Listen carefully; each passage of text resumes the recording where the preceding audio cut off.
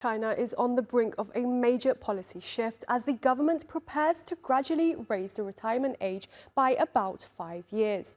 This policy change is set to impact more than 500 million workers across China.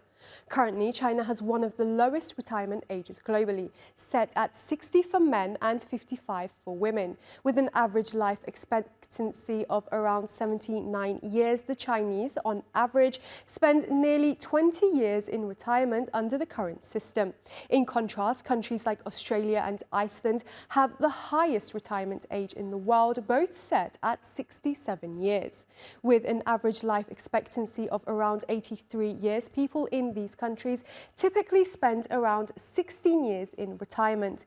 China's relatively longer retirement period underscores the urgent need for reform to align with global standards and ensure the sustainability of its pension system. As the world's second most populous country, China faces a critical demographic issue with record low birth rates and a declining working age population. In 2023, the working age population fell to 61.3%, down from 62% in 2022.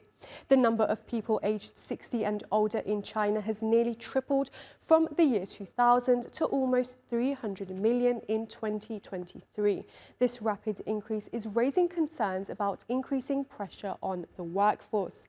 And according to the International Monetary Fund, the number of working-age Chinese will shrink by about 170 million over the next 30 years, while the 65 and over population will surge to nearly 380 million.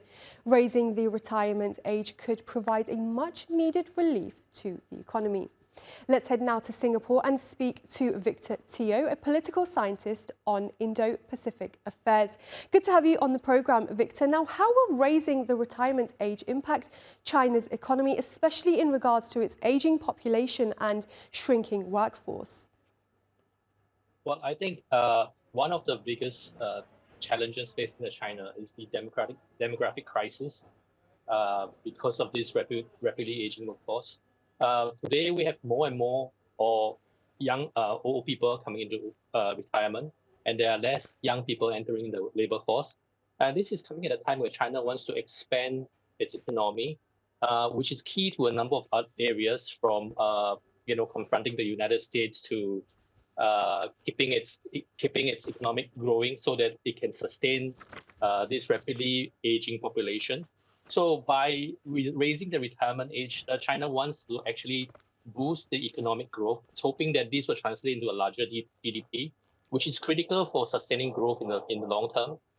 It is also hoping to increase the productivity of the workforce, and also, of course, to increase consumer spending, because these old folks who are retired all are making money, and they are also consuming, and they're also spending. So they are hoping that this will also lead to an expansion of the market. But by and large, I think one of the most critical things is to stabilize the labor supply.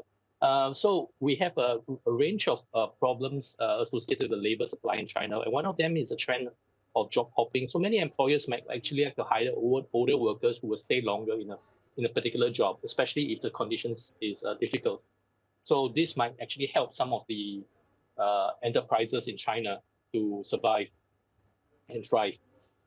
Right, and what about the economic challenges that China could face as it increases the retirement age? What could those be? Well, one of the problems is the fact that this might not actually work, because the older workers might not be, if you like, equipped enough to help, to meet the needs of the modern workforce. So this is one of the biggest problems that I think the Chinese economy might face. So even if they raise the retirement age, we might not actually see all the things that the Chinese government hope will happen actually materialize. So this is one of the biggest worries. There are a host of other related challenges. So one of the things that the Chinese government is hoping that by increasing the labor supply, this will increase the workforce participation, rejuvenate the labor supply with experience and expertise.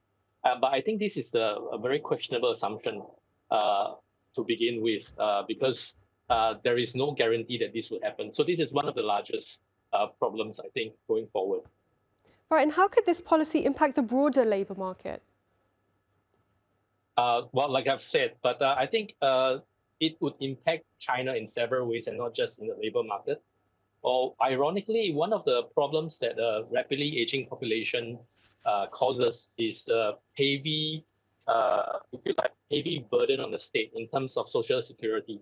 So right now, if we bring the more retired workers back into the workforce, I think one of the things that the government is hoping will happen is that these older folks will become more self-reliant, and the burden on the social security system will actually be reduced. So in that respect, the older workers will also become less of a burden on the children. It will also help perhaps the younger generation to be able to meet with the rising cost of living in the country. But there will be social repercussions because these would well, there are many repercussions. So currently, the standard way things are done in China is that the older folks will usually take care of the grandchildren, but at home, well, the younger couple the children will go out to work. So the question is, who is going to take care of the younger children when the older workers return? So there will be again competition for jobs between the older workers and the younger workers. So I'm not really sure how the dynamics will work out Right, yet. Victor, I'm afraid we'll have to Right. leave it there. Thank you very much for your Right. analysis. Thank you.